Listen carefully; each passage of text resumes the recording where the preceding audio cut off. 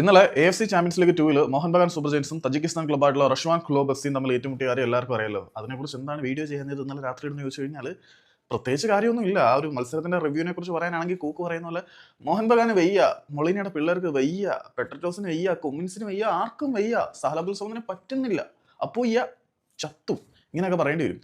കാരണം ആരാധകരെ ഒരു തരത്തിലും സാറ്റിസ്ഫൈ ചെയ്യാത്ത തരത്തിലുള്ള വളരെ മോശം പ്രകടനമായിരുന്നു മോഹൻ ബഗാൻ സൂപ്പർ ജയൻസിന്റെ ഭാഗത്തു നിന്നുണ്ടായത്. വിരസമായ മത്സരം 77 മിനിറ്റ് വരെ ഒരുമാതിരി ശവപ്പറമ്പ് പോലെയാണ് പൊയ്ക്കൊണ്ടിരുന്നത്. പക്ഷേ 77 മിനിറ്റുകൾക്ക് ശേഷം മൊളീനയുടെ ഒരു മാസ്റ്റർ ക്ലാസ് ഉണ്ടായിരുന്നു. അദ്ദേഹത്തിന്റെ വജ്രായുധമായിട്ടുള്ള ഗ്രേഗ് സ്റ്റുവർട്ടിനെ കളിക്കളത്തിലേക്ക് ഇറക്കി. അതിനുശേഷം അത്യാവശ്യം 2 ക്രൂഷ്യൽ പാസുകൾ അദ്ദേഹം പ്രൊവൈഡ് ചെയ്തു. പിന്നെ 13ഓളം മികച്ച ഒരു നീക്കങ്ങൾ ഗ്രേഗ് സ്റ്റുവർട്ടിന്റെ ഭാഗത്തു നിന്നുണ്ടായി എന്ന് വേണമെങ്കിൽ പറയാം. ടീമിൽ ഏറ്റവും നന്നായിട്ട് കളിക്കുന്നവനെ 77 മിനിറ്റ് വരെ എന്തിനു കളത്തിന് പുറത്തിരുത്തി എന്നുള്ള ചോദ്യത്തിന് ഉത്തരം മൊളീന പറയേണ്ടി വരും എന്ന കാര്യത്തിൽ യാതൊരു സംശയമില്ല.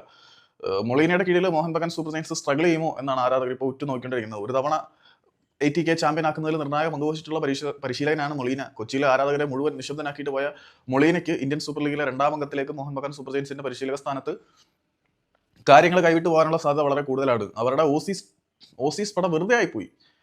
മോഹൻ ബഗാൻ സൂപ്പർ ജയൻസ് ആവശ്യത്തിലധികം കാശ് വാരി ഇറക്കുന്നുണ്ട്. ആ കാശിന്റെ ഗുണം ഉണ്ടാവുന്നില്ല എന്ന് തന്നെ പറയണം. കാരണം സഹല് മൊളീനയുടെ സിസ്റ്റത്തിൽ എത്രമാത്രം വർക്കൗട്ട് ആവും എന്നുള്ളത് ചോദ്യമാണ്. കഴിഞ്ഞ സീസണിലൊക്കെ സഹലിന്റെ പെർഫോമൻസ് ഭയങ്കര ബ്രില്യൻ്റ് ആയിരുന്നു.